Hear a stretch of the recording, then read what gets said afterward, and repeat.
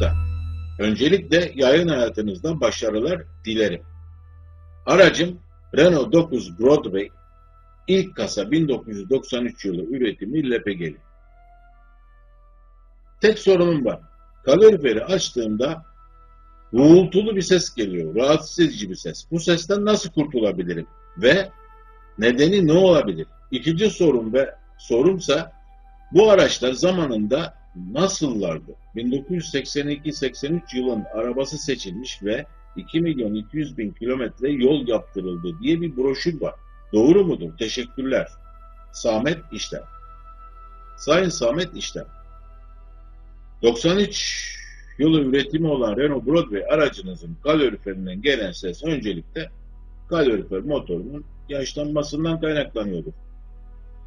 Bu işlemde kalorifer sisteminin komple sökülerek yapılması da biraz zahmetli bir çalışma olacak. Ancak motor tamamıyla arızalanıp hiç çalışmaz olunca da kış aylarında sorunlar yaşayacaksınız.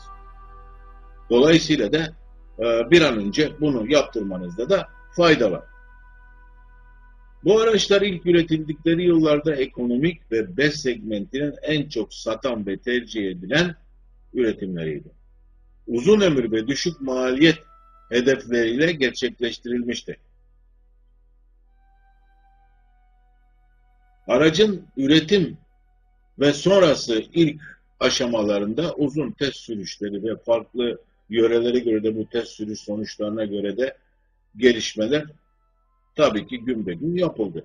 Zaten bu yöndeki testler o yıllarda var olmayan bugünkü geniş bilgisayar sistemlerinin yokluğunda hemen hemen tüm üreticilerin başvurduğu bir yol.